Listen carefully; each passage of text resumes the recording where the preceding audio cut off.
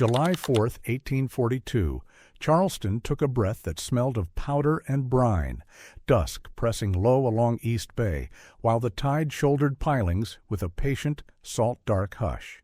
In the livery room behind a merchant's brick house, lamplight combed straw into a dull gold and found Benjamin's hands where they turned a hickory-hafted axe, not for swing but for balance, the helve resting across his palm like a plumb meant to judge a wall.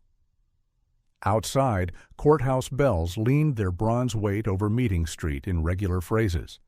Each stroke found wood and bone before it found air, as if to remind the body that time is a carpenter stricter than any clerk. White cravats hung from pegs as if jurors had learned how to keep still. Linen looped and starched into rules that could not feed a child, pale ropes that would never haul a load. From the counting door, a low paper breath answered itself as ledgers turned, the paste-sweet odor of calfskin and ink pretending to be justice in leather.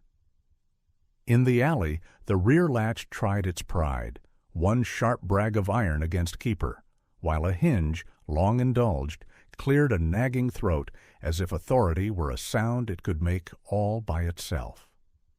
Benjamin set the axe down along his thigh and let the head kiss wood once without a ring, only contact, tool greeting bench, bench greeting hand.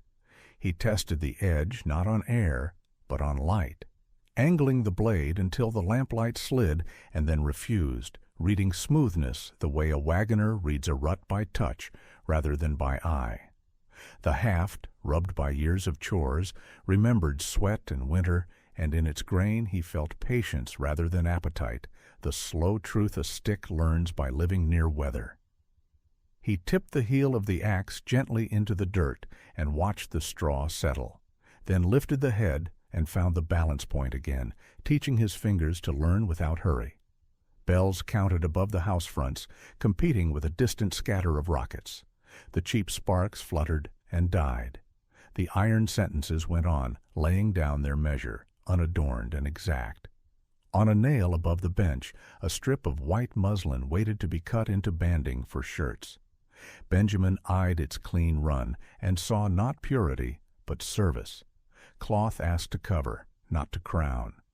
He listened for names the way a man listens for a wagon turning in from the road, not eager, not afraid, only ready to receive.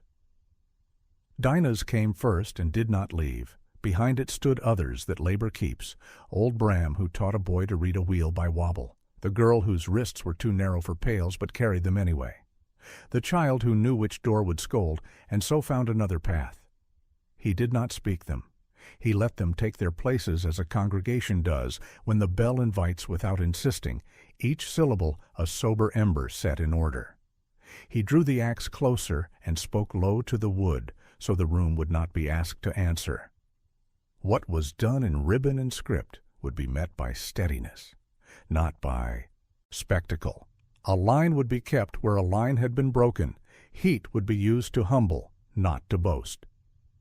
The latch in the alley tried once more to be seen, and then, remembering a smear of grease from an earlier hour, chose restraint. In the counting room, pages turned with a smug shiver, but the lamplight along Benjamin's knuckles preferred truth to posture. He laid the axe on the bench, head inward, and slipped one finger under the haft until balance sat true without his help. "Hold fast," he told the hickory, and the grain, learned in weather, agreed. Before we take another step, say from what town you are listening and the hour your own clock shows as this telling arrives. Night settled over Charleston like a dark shawl stitched with sparks, the fireworks above the parade ground bursting into tidy flowers that fell apart before they could warm a single hand. In a drawing room off Broad Street, a chandelier spread tame daylight upon polished spoons, and punch bowls breathed nutmeg, while white cloth pretended to be a law that could not be questioned. St. Michael's bell sent a polite ribbon of sound through cut glass and silver, teaching the room to believe time was made to flatter it. In the carriage corridor below, a door rehearsed its small conceit, latch snapping, hinge remarking upon itself, until a firm palm found the plate and taught it to sit. Camphor and wax held their bright truce in a tailor's back room, needles rising and falling like disciplined swallows, while ledgers, waiting beyond a half-shut door, rustled as though arithmetic were a kind of prayer. Across Line Street the air wore other work. Kettles scraped thin songs from iron, and oil lamps gave just enough light to keep fingers from the knife's wrong edge. The bell's voice came there with a leaner truth, less perfume, more spine, as hands rinsed tin plates and a washboard learned again how to make a hymn of slats. On a yard's packed earth, the ash in a cookpit kept a tired heat. Cornbread took its small share and a scrap of white. An apron dried on a fence slat for use, not pride. Doors along the alley minded themselves. One learned to open without brag. One, still vain, demanded to be heard. Benjamin crossed between these climates without changing his gait, breath trimming itself to each room's weather, eyes measuring where warmth pooled and where a draught could be coaxed. He paused on the stoop behind the Broad Street house and read the night. Gunpowder hid just under magnolia and salt. The battery's aftersmoke drifted like a tired boast. The river's damp climbed the brick a handspan at a time. Upstairs, white napery lay without a wrinkle, its weave prepared to carry whatever story a voice wished to place upon it. Down the alley a child's name was murmured once, and answered in the gentle clink of a spoon set back into a cup. Bells divided the hour fairly, yet their weight landed differently from hall to yard. Benjamin set his palm upon a bulky hinge, and felt it remember the tallow he would give it before long. He moved on, counting not steps but breaths, one through sound, one through smell, and one through the feel beneath a boot that told him which floorboard would tattle and which would keep counsel. 2 calendars under one sky, he thought, and neither honest without the other. April had brought a thin, clean light into the counting closet, where paste and calfskin put on the airs of permanence, and the window kept its own counsel over Meeting Street. Benjamin stood with his hat in his hands and made his offer with the exactness of a man who knows the price of a mistake. Loads delivered to the ounce, wagons returned without so much as a splinter gone astray, Sundays lent to the shop when storms broke schedules. In exchange, a single clause to weigh against all that service, Dinah's name never entered upon a trader's page. The sheriff nodded as if agreeing to the weather. The planter's agent let a smile sit, like an ink blot that did not soak. The priest, borrowed for the moment, hummed a sound that imitated assent without carrying any burden. A ledger closed with a courteous thump, and the paper within believed itself the world. Days performed their count, bells stepping along rooftops as if the city could be persuaded to be reasonable by repetition. Benjamin kept his side of the weight, wheels tightened with care, barrels strapped with harness that did not chafe, horses walked cool after hard miles. In the yard, Dinah cut cloth into use, aprons to cover the day's need, kerchiefs to shade a neck, and she laughed once in a way that stored itself in him like a small, unspendable coin. Then market day rose like heat off the wharf. Men with pencils that tasted of cedar tied tags above wrists, the bow small enough to humiliate, large enough to tighten. Contracts thickened on tables. The river took everything into itself without a word, the cries, the arithmetic, the lies dressed in ribbon, and slapped the pilings with its old patience, as if to say that some timbers learn, others rot, and both float at the last. By lantern hour the message arrived crookedly, and then too straight. A cartman who kept his mouth closed handed a note that could have been a receipt for nails, and was not. A kitchen girl set a cup down too quietly. The yard turned its head at once, and then pretended not to. Dinah placed to answer a figure, fever cutting the distance to nothing. Benjamin did not sit. He stood where the pump's handle makes its small arc and absorbed the arithmetic that had been done without his hand. No thunder formation, no righteous rip of sky, only a narrow official word that changed the map of a life more surely than a flood. Later, in the broad hall where a prize portrait watched itself in a gilt mirror, a white cuff had fallen from a chair and lay palm up on the floor, creased where a wrist had commanded. The steward passed it twice, then left it, perhaps to teach someone a lesson about attention. Benjamin bent and lifted the linen by 2 fingers. It weighed almost nothing and carried with it the faint powder of a borrowed scent. In that unimportant square, he understood the insult in its clean edge, a sign that could be tied to anyone's flesh and then renamed necessity. The cuff taught nothing to the hand that had lost it. It taught a lesson to the hand that held it now. He returned the cloth to the chair and walked the corridor where the floorboards practiced their favorite complaints. His palms itched to answer at once, but he made them remember the better creed. Quick hands honor pain and betray purpose. Steady hands can carry both. Names rose and were set in order. Dinah first, then the wheelwright whose son would not return from fever, then the woman who kept a ledger of small debts in her head because paper could not be trusted. But he did not speak them, for to say them aloud would be to spend them. He let the bells find the next stroke. When it came, he touched the axe haft as one touches a shoulder at a graveside, not to rouse, only to receive. And the wood, which had learned from weather and work, agreed to be taught again, this time in a grammar that would refuse ribbon and answer paper with a different kind of line.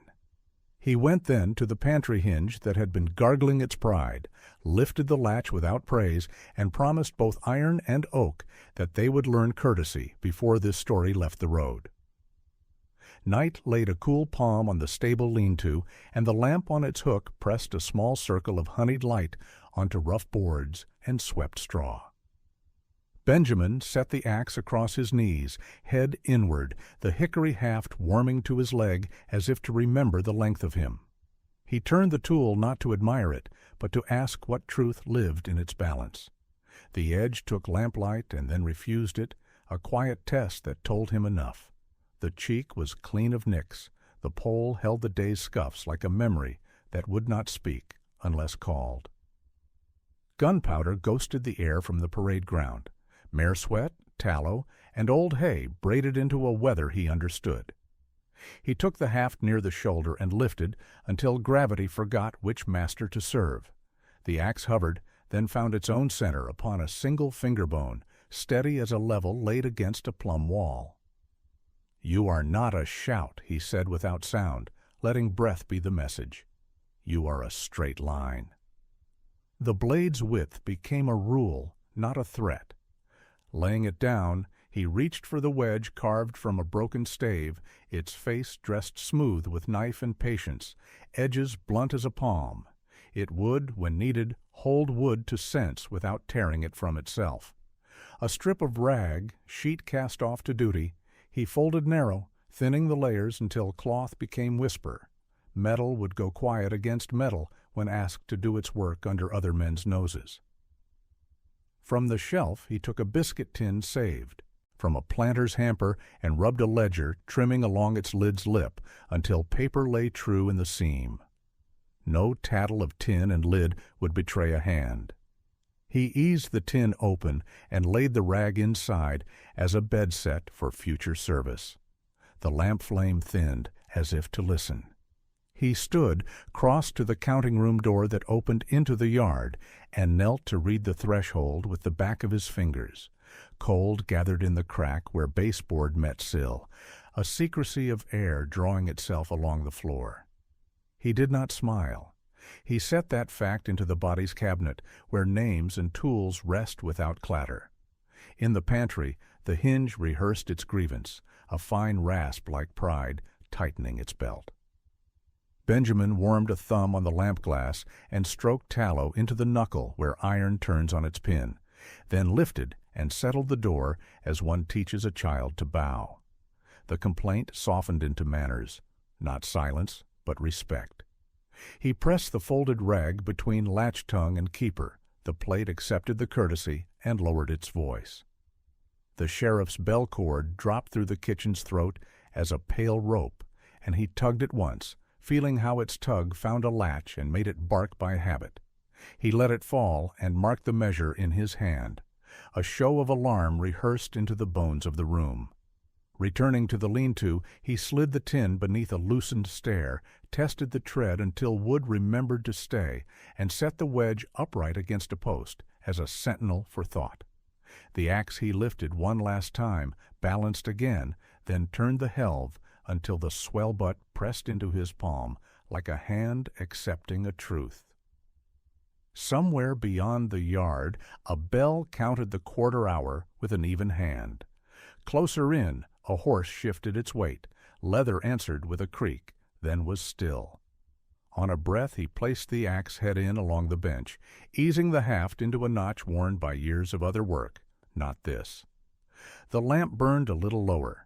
He wrapped the rope of his heart around 3 fixed pegs, the draft at the counting sill, the pantry's humbled hinge, the bell cord that thought itself a whip, and tied them each to patience. Heat went out of the day and left the courthouse fan to stir a careful gloom. The sheriff's desk sat beneath its revolving indifference, with ink arrayed like soldiers obeying a parade master. Leather back stood at attention upon the shelf, calfskin stiff with self-regard. The seal press waited with its jaw closed and content. Benjamin stood just inside the door jambs cool and watched numbers play at being laws. The room smelled of paste and old smoke, the kind that seeps into curtain hems and will not be convinced to leave. He let his eyes walk the grain of the desk's edge, the shine worn by rings and knuckles, the place where a man leans to make his lies look earned. Lesson 1. Paper acts like a coat. Warm it, and it remembers it was plant before it was decree. Teach it breath, and it will loosen its collar. He left that threshold and slipped into the vestry stair's dim well where a sermon collects itself before it tries to rule. The banister's varnish had thinned where anxious hands had taken counsel. The treads had their own minds, one slightly proud, another shy, the turn offering or withholding balance according to the heel set upon it. Stone tinctured the air with a mild cool that insisted on thought. He measured the riser that would ask for respect without drama, placed his thumb to the rail's bald spot, and felt the space establish its grammar. Angle first, voice after. Lesson 2. Let geometry hold the reins, and oratory will walk rather than run. An alley drank him next. Here the marshal's door preened at its own clatter, iron hungry for echo, wood eager to declare service by scolding. A bolt scraped too long, the latch smacked as if applause had been expected. He calked the plate's bite and the keeper's mouth, the places where a fold of cloth and a lifted finger could restore civility. The jamb wore a scar where keys had missed their way. Light from a rear lantern made a bruise on the sill. Lesson 3. Doorways were made for passage, not theater, and a hinge should remember it is a servant. Finally, the planter's hall offered its long, white table stretching like an unthawed river, the cloth so bright it made knives blush with pride. Crystal held small winters. Silver rehearsed a reflection that flattered no one. At the head, the great bowl owned faces that did not belong to it. He walked the room's shadow side and placed his hand beneath the board where air collected. The sideboard's hollow kept a cool like a careful cistern, and the shutter tied to nearly was ready to be persuaded. He crouched, listening for the room's pulse, the lamp's hum, the clock's steady coin, the faint crackle in the hearth that sought its own stories, and laid them into a pattern he could reach later without searching. Lesson 4. Feast is a mirror that forgets to tell the truth. Ask it to carry a fairer weight, and it will remember its table legs. He returned along the corridor that stitched these precincts together, the office that mistook spine for virtue, the stare that would trim a sentence when asked, the alley mouth that liked to bark, the hall that turned appetite into ceremony, and set his plan upon the back of his breath. None of it would rush. Each would be addressed where it believed itself strongest, ink taught to bow by warmth, voice measured by rise and tread, door reminded of company by courtesy, Linen taught to witness under its own canopy. Bells from the harbor put down their marks evenly upon roofs and street, and the town accepted them according to conscience. Benjamin laid his palm once more to the axe haft waiting in shadow, and felt in the hickory a patience that matched his own. He let the night name its next hour without asking it to do more, and the house, unaware, practiced its old habits for the final time. Night drew the alleys tight, and a thin breath of salt rode the dark from the harbor, slipping under doors and along baseboards as if it had always known the way. In the marshal's hall, Benjamin walked by breath instead of number. One calm draw to the scullery threshold, one slower release to the stair that kept a secret in its riser, another measured intake to the pantry door whose pride had been softened by tallow. He set a biscuit tin beneath the loosened tread where shadow held steady. A ledger trimming, rubbed flat along the lid's seam, taught the tin to close without a single boast of metal. A folded rag, paired to whisper, went inside to wait. He chalked low along the sheriff's sill, not a mark to be read by eyes, only a sign for his fingers in the dark where plaster breathed cool through its hairline crack. The shutter lash he tied to nearly, leaving a coin's worth of mercy, so the night air would choose the slit over spectacle and go about its quiet work. On the marshal's sideboard he set a goblet upside down, a small refusal that would turn a thirsty reach toward water first. The act was nothing to a paper, everything to a habit. Hinges he lifted and set down until they remembered courtesy. Latches he raised and rested until they forgot to crow. He moved the length of the service corridor softly, palm reading the grain of door, knuckle mapping the spot where a floorboard would tell, toe learning the shallow dip where buckets had worried the stone thin. This was a catechism of space, repeated until the body could recite it in sleep. Names composed themselves under the sternum without sound, Dinah foremost, then Bram of the wheelwright's shed, then the little ones who counted cracks with bare toes to cross a room without waking a scold, and each name steadied the next, the way one stitch draws faith from the prior. Bells from St. Michael's set down the quarter cleanly. Far off, a ship's bell answered like an old friend who does not flatter. In the sheriff's office, a page turned with the dry satisfaction of a man clearing his throat. Benjamin let the sound pass through him and made no reply. He pressed thumb to the bodkin's eye in his coat to cool his pulse and tested the pantry hinge once more. It yielded as a well-taught pupil, neither sulky nor eager. When he stepped back into the yard, brick gave up a modest damp to his soles. A lamp in a window blinked and held. The roots were made, the manners set, the countdown lodged where breath keeps its ledger. He turned toward the wagon pen, the axe at rest yet listening, and allowed the hour to find its own edge. The wagon yard kept a breath of trampled hay and iron, and the sky above it wore the smudge of spent rockets drifting like ash in a basin. Somewhere a leftover cheer unraveled into quiet. Benjamin sat on the tongue of a cart where the wheel left a clean arc in dust, the axe haft laid across his thighs as a level, not a threat, and the stave wedge, warm from his palm, set against his wrist to ask his pulse to behave. He unbuttoned his coat enough to press a folded slip of paper flat against his chest. The corners learned the rise and fall they would keep, and the names within went still like candles cupped from wind. He counted the yard by touch. The pump's iron wore night chill like a duty. The gate's bar, once a braggart, now lifted in plain silence and took its seat without complaint. The counting room along the court breathed low through the baseboard seam, a timid drift with enough backbone to carry a lesson later. He rose and walked the lane once, hands quiet at his sides, feet teaching themselves the shallow dip where rain sought the gutter, the knot in the board that would draw a heel if scorned, the stone that had become a habit for careless boots and would be avoided tonight. He returned to the cart and took the axe up again, finding its center on a single knuckle until hickory and bone agreed. Bells marked the half-hour with an even hand from St. Philip's.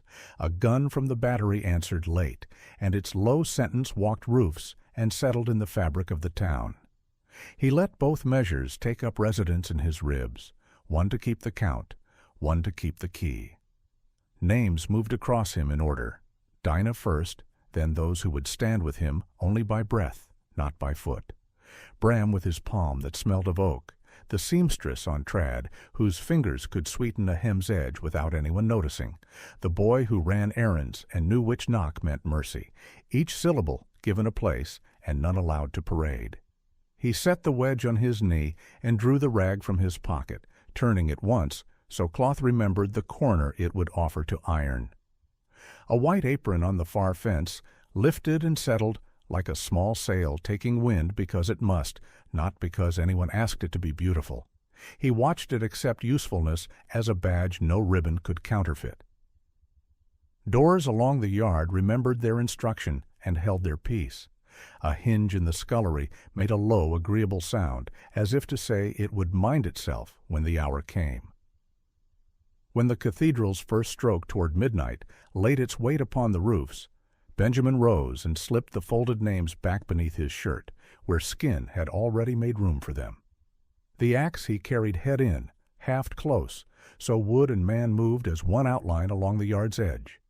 He passed the pump, touching iron with 2 fingers as if to borrow its cool, and gave the gate a look that reminded it of the manners they had agreed upon. A second bell stroke found the lane. He walked into its measure with breath and step aligned, not to hurry fate, only to arrive on time with the right name foremost, and the tool resolved to keep a straight line where paper had wandered.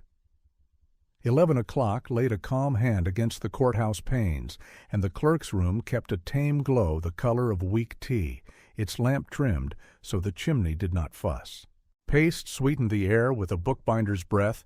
Calfskin backs stood in files along the shelf, their spines wearing gold as if thread could confer virtue. The seal press, squat and sure, waited with its jaw at rest. Sand in the shaker held the look of a small, pale dune.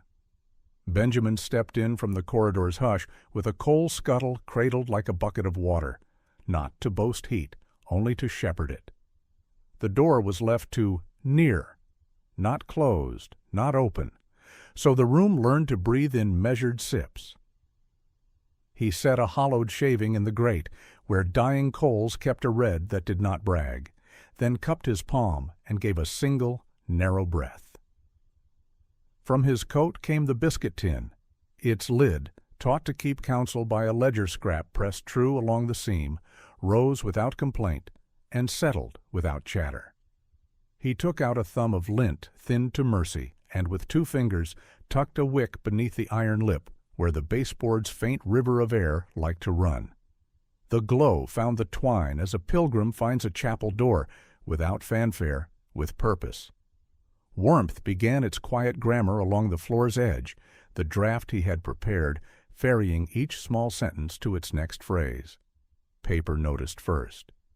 Corners, long fixed at parade rest, let down their shoulders. A ribbon marker slackened a finger's width, as if a necktie had been eased in a room where no one would scold. The clerk, hunched over a column, licked his pencil. "Mind that grate?" he murmured, eyes upon the sum as if the figures might run away, if not watched. Benjamin inclined his head as a man does to whether he has already read, and with a spoon's back turned the shaving slightly, so the ember's counsel reached the wick, but made no theater of it. No smoke stained the ceiling, nothing shouted. Only calfskin remembered it had been tree, and ink recalled it was soot, married to oil, and therefore kin to ash. A ledger lay open, its spine creaking like a satisfied throat. Benjamin squared the book as a seam is squared, by feel, running his palm lightly along the board to test the lay, not to leave a mark.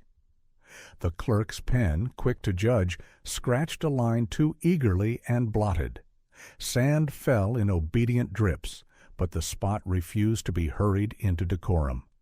Numbers kept their posture, and then, with the patience of a tired soldier, adjusted to the truth that warmth lends a back.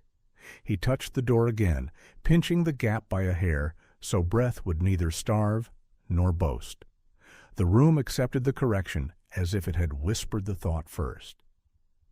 From St. Michael's, a bronze syllable passed through shutter slats and found the spine of the bookcase. The sound did what bells do best, made bone attend. The seal press, gleaming, remained unsummoned. No document asked to be kissed.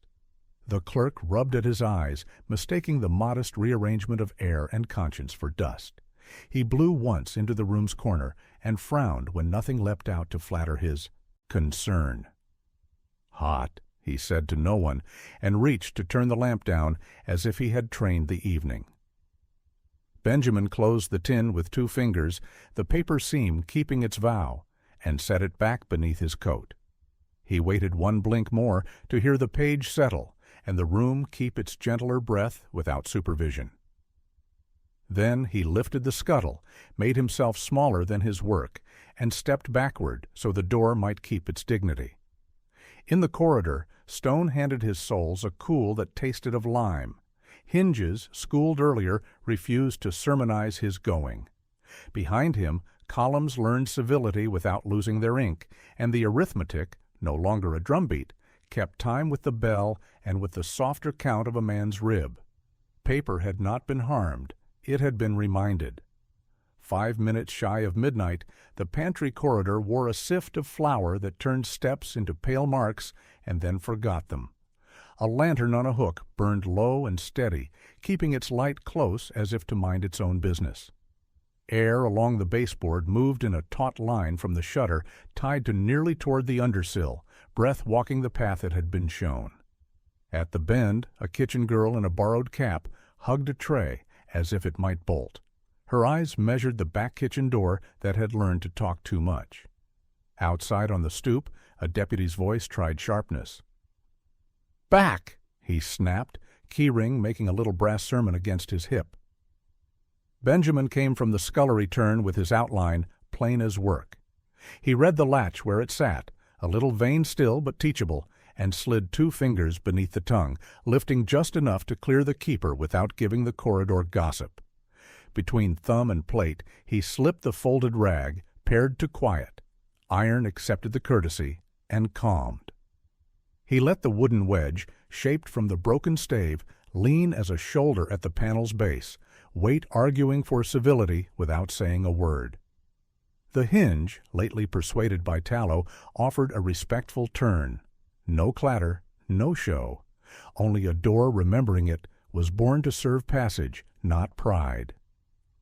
"Go on," he said to the girl, voice pitched to the size of the lantern's circle. She slid through the space the door made and found cool beyond, instead of harm, tray finding a steady route, as if a river had been waiting for a small boat. The deputy lunged out of habit rather than courage. His keys kissed a nail-head in the jamb and stayed there, a lesson choosing its student. The lantern dimmed by a hair when the draft moved past, then steadied, having learned not to dramatize its duties. Benjamin drew the rag free and folded it once for later, thumbs smoothing the crease as if to bless the cloth for good service. He did not look at the man on the stoop. He set his palm against the panel a breath, thanking the wood for remembering its new manners, and let the latch seat itself with modest consent. The floor gathered the girl's step on the far side, and returned it to him lighter. Wicker brushed apron in a sound that felt like a small oath being kept. Keys reclaimed, the deputy muttered a word too thin to carry weight, and found, to his surprise, that the corridor would not agree to be a stage. Beyond the bend, the vestry stair held its own stillness for whatever would be asked of it. Deeper in, the counting room kept a softened vigil over its columns. The pantry hinge, taut, declined to clear its throat merely to hear itself. Benjamin eased the wedge away the width of a thumbnail and felt the panel hold the better habit on its own, proof that a lesson can persist when hands are elsewhere. He turned toward the central passage where the clock stitched its neat measures and the hour asked for quiet exactness. The flour on the stones settled as if pleased to be allowed to rest.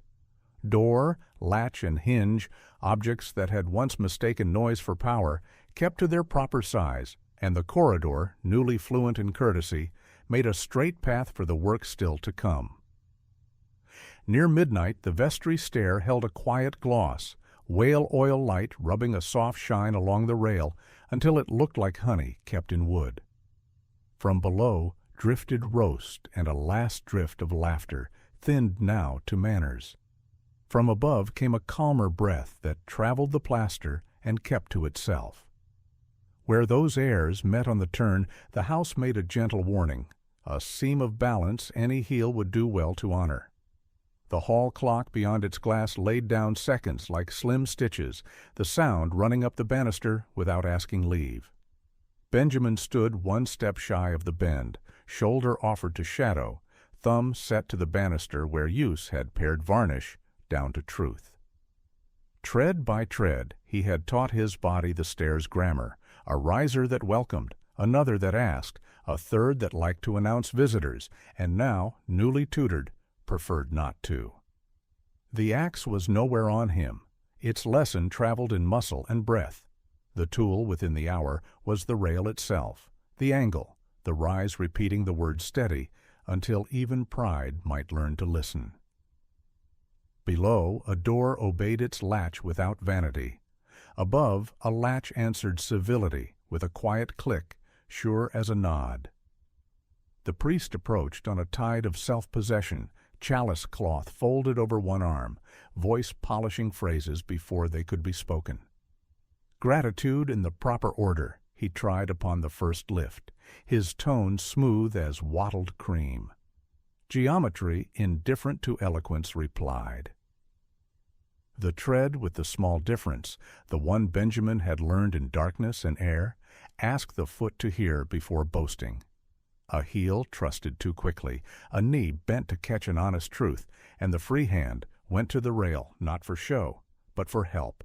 No clatter, no scandal, only breath inserting itself where rhetoric had hoped to be.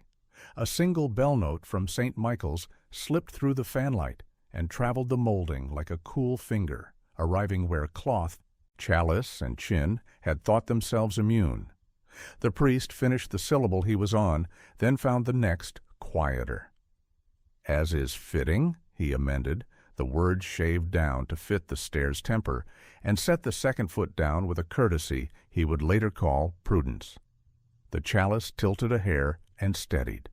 A cup now, not a crown. Benjamin did not move to catch.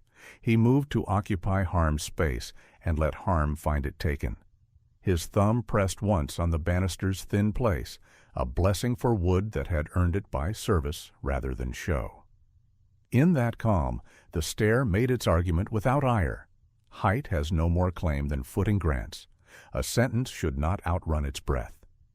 The priest's mouth opened for a flourish, found only the angle's correction, and took the gift. By the landing, he had borrowed the rail's measure and returned it with interest, voice tuned nearer to labor's pitch, footfall patient as a prayer that expects no applause. He passed into the upper passage without ceremony. Doors along the corridor, newly mannered, received him as if he were a guest who had learned the house's rules. Benjamin let the stair reclaim its mild shine and counted the time it took the air to settle, a small arithmetic he kept in the ribs for later use. The bell below laid down another iron pebble in the night's clear water. Circles widened and were gone.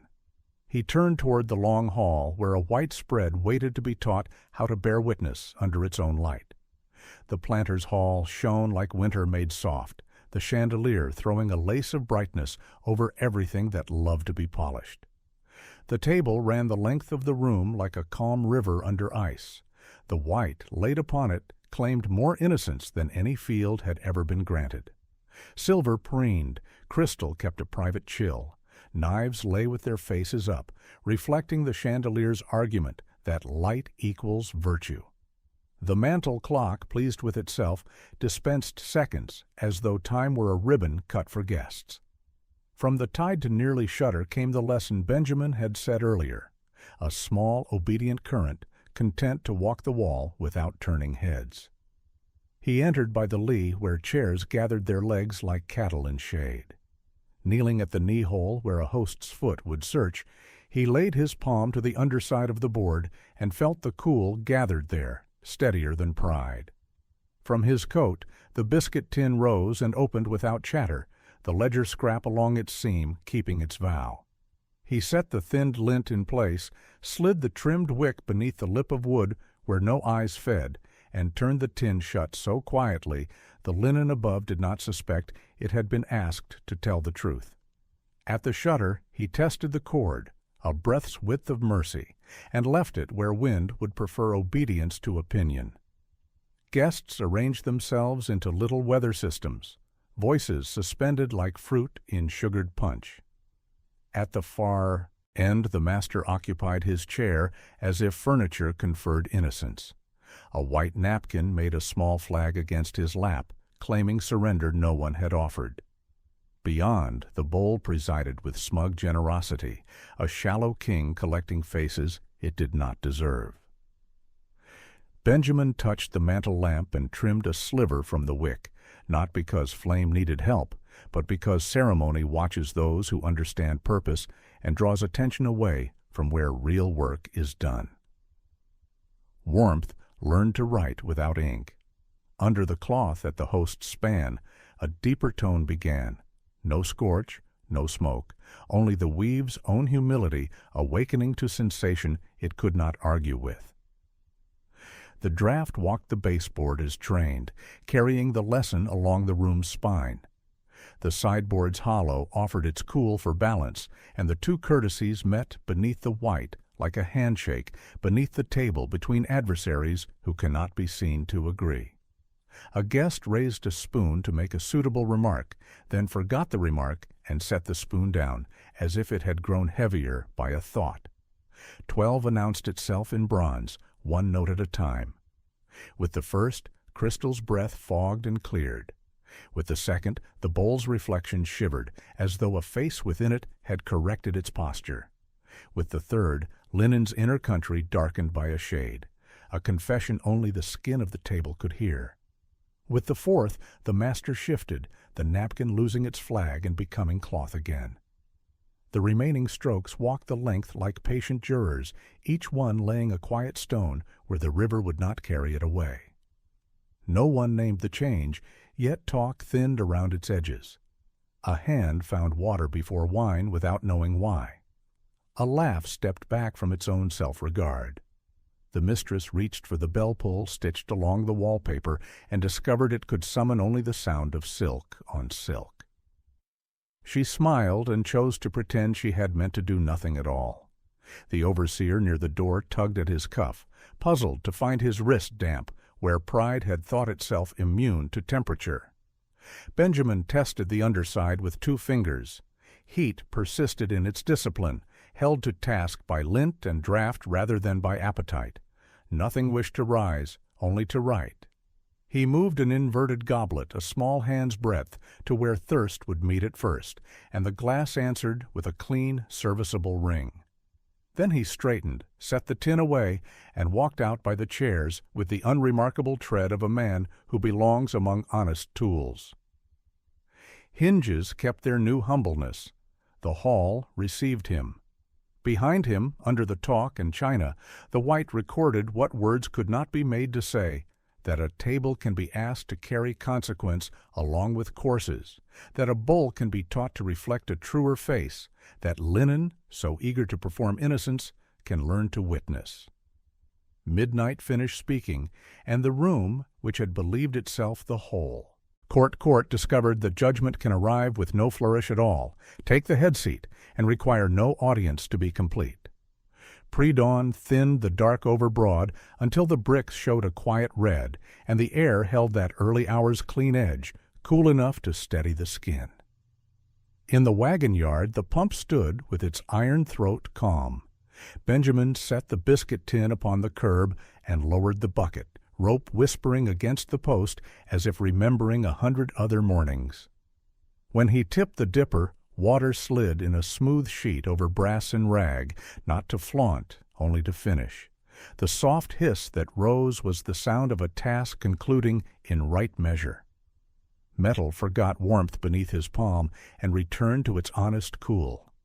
The ledger scrap along the seam lay obedient under his thumbnail, keeping the lid's mouth from chatter as it closed. He walked the lean-to and let the tools rest among their kind.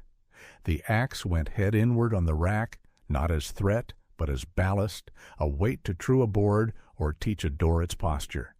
The wedge stood like a small shoulder waiting for everyday burdens. The rag, wrung once, became simple cloth again. Near the scullery step he poured a second dipper onto the packed earth. The circle spread, drank, and left a dark ring like a modest seal, closing a letter no court would ever read. Names within him altered from spark to coal. Dinah foremost, then the elder hands who taught starch and fairness, then the small ones who had learned to cross a room without waking an unkind hinge, each giving off a steady warmth sufficient for the day. Behind him, the house kept the manners it had been taught. A latch lifted and settled without ceremony. A hinge accepted its turn without clearing its throat. A door remembered to serve before it judged. From the harbor, a single bell laid a clean syllable across roofs. St. Michael's held its tongue. He set the tin among plain companions at the pump, a bucket with a mended stave, a jar for seed, a box of bent nails bound for second uses, an assembly of things that made no speeches and did their work. He put his hand upon the tin a breath longer, as one blesses bread cooling on a board, then turned toward the corridor where stone held a night's last chill. The hour closed around him with a snug workman's fit, not triumph, not lament, only balance, and he carried that quiet measure with him like clear water. Dawn lifted a gray veil along East Bay, and carts took up their old sentences, wheel over grit, harness creak, hoof against curb, while shutters along the lane tried their voices and remembered to be modest. The sheriff's men came up Meeting Street with papers softened by handling, speaking writs the way a fisherman speaks of weather, as if forecast could excuse outcome. Benjamin stood on the threshold where boards held last night's cool and let his weight be exactly itself. The door behind him, lately educated, received the hour without complaint. Across line, street, a scrap of white on a wash line shouldered the slight breeze, busy with usefulness and no interest in emblem. Faces gathered where faces always gather, windows' edges, shop doors half-latched, the lip of a stoop, each making a private record no clerk could bind. Names traveled rib to rib rather than mouth to air. A child's palm pressed flat to his own cheek to keep a call from escaping. An elder nodded once, a ledger's entry written in muscle and withheld from paper. Bells from St. Michael's set the time down without choosing sides. A ship's bell answered from the harbor and was neither comfort nor offense, only measure. When the officers spoke, they used the careful politeness of men convinced that the page they carried would hold its shape in sun. By noon, the heat claimed stone. The courthouse hall held the sober odor of wool and ink. Benches accepted a familiar freight. A clock beyond its glass ticked briskly without authority. On the clerk's table lay papers with corners darkened where unsure fingers had worried them. Pens waited with the self-regard of tools that mistake neatness for truth. Questions came in a fence-straight line, answers kept to exactness where exactness would not betray, and declined where speech would misteach. The bell outside stepped each hour into ribs and then into silence. Inside, the room learned that eloquence cannot lift a weight the facts have chosen to keep near the floor. The sheriff looked to his seal press as if iron jaws could bless him. The priest found his voice trimmed by a stair he had lately climbed. A deputy's keys lay quiet and learned nothing. Paper strained to mean more than it was and could not. Ink, being honest in its bones, made no vows it could not keep. When the last statement finished, the benches exhaled as one, no cheer, no hiss, only the sound of bodies acknowledging gravity. Through a high window the light laid a pale bar across the floor. Dust hung in it like fine chaff, and then drifted down, impartial as rain. They walked him back across the portico, where columns cast long ribs of shade, and the steps gave up a shallow cool that told bones what stone always tells. Reckon fairly, add no blessing. Street dust braided under a wagon and came undone without memory. Shop doors resumed their small commerce. The city pretended to have learned nothing, while altering by the smallest degrees. Benjamin kept a plain pace, not bowed nor braced, carrying the hour's weight as if it were part of the day's tools. Behind him, ledgers restacked themselves into their old pride.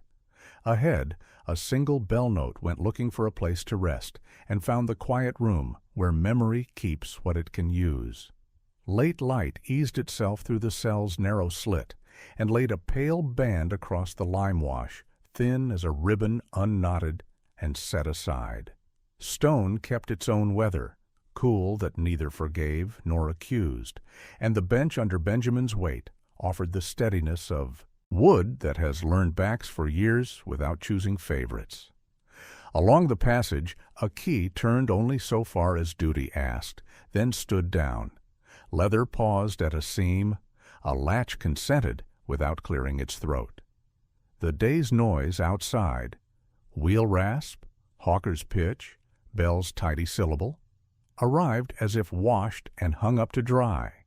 He rested his hands where Cord had written a red grammar that now faded to a proper quiet, neither complaint nor badge. Names found their pews along the breastbone, Dinah foremost, then elders whose palms smelled of soap and oak shavings, then little ones who knew which hinge could be trusted, and he let them sit without call. To keep the roll by breath is stronger than to speak it for show. Paper's swagger retreated from his mind, and pulp took its rightful place as plant. Bells returned to counting hours for work instead of pretending to decide souls. Doors put on their older truth, made for passing, not for posing. In his thoughts, whiteness stepped down from throne to task. Not cuffs biting blue wrists or napery making feasts seem holy, but shirts lifted to a line in a narrow yard, taking the air and giving it back. An apron shading bread from a hard sun. A strip of cloth knotted at a child's neck against heat. The color went to service and found honor there. The axe, somewhere beyond these walls, no longer a threat or a boast, stood in his memory as a straight rule laid against crooked timber. Ledgers, chastened by warmth on another night, sat quiet on their shelves and did not demand to be believed. He lifted his face to the slot and saw only a wedge of sky the color of thin milk, an elm leaf rubbing iron with its own small green, a slice of road large enough for a single step. It was enough. Where light met bar, it made a rung no foot could climb. Then even that brightness withdrew without injury, leaving the wall the calm of linen when it has finished drying. Benjamin leaned forward until his shoulders made a kind of porch for the room's mild air to pass through. Even a body can be a threshold if it has been taught. Somewhere down the hall a door chose not to cough. Silence accepted the courtesy and returned it unmarred. He folded his fingers as if to shelter a small drink of water for a friend, and let the hour sit with him without asking it to announce itself. Evening loosened the day's heat along the wharves until the river could hold rumor and reflection without favoring either. Ropes lay in their coils like sleeping snakes, and barrels sweated an honest damp. In courts behind houses, under galleries where shade keeps counsel, and along stoops past Line Street, the account went about its business like beans climbing a twine. Touch, take hold, rise, and carry weight. It did not arrive as a march. It spread as cadence, handed from mouth to mouth, until even fences seemed to lean an ear. They spoke of the axe as something other than bite, remembered now as a truing stick that taught wood to keep a straight promise, a weight against which pride found itself corrected. Ledgers so loud in their bindings were recalled not for their posture, but for the faint paste-sweet breath they gave when warmed into humility. Those books, once strutting, were made to sit like pupils. White cloth shed its claim to innocence and took up plain work. Shirts holding wind on a line behind a kitchen, veils turned to curtains, aprons keeping flour off a dress. The color kept people instead of pretending to keep law. Bells, tiring of parade duties, returned to counting, call to gathering, call to rest, call to hands that mean no harm, while doors earned their praise by receiving without scold and sending without fuss. Names went into children the way seed goes into soil, unannounced, then sprouting thin green that thickens when summer stands long enough. At a shed that borrowed itself for letters, a girl wrote her mother's name once and then again, so Slate would be compelled to hold it. At a stoop, a boy swung a latch and listened for the improved hush he had been told to expect, smiling when wood behaved. In a yard, a silver bowl, once vain for its reflection, collected rain for herbs, and the taste in the pot bent toward good sense. Quilts pieced from pale scraps and loud ones aired on lines like maps of stubborn living, and then warmed sleep with no sermon at all. The tale never hid sorrow to make room for comfort. It placed grief in a chair beneath a tree where shade keeps watch, and did not turn its face away. The verdict spoken at noon lived only so large. The verdict kept in kitchens and lanes held longer because it was carried in backs and wrists and in the small economies of making right what can be made right. On some nights the speaking said paper remembered it was plant, on others that a stair corrected talk. Most often it said a table learned to bear truth under linen. Detail changed, like weather, but the measure held. When darkness widened and talk thinned to hum, hands brushed skirts, straightened caps, and closed shutters that had learned new manners. The story had done what work is meant to do, returned tools to life's side, and set pride outside. If this telling has found standing in your keeping, come again to share the watch. Lay a modest token of regard, and set down a thought in our common book, so the next name can be carried cleanly. For the living lesson is this: let borrowed power meet steady hands, and let steadiness choose the just line over the loud one.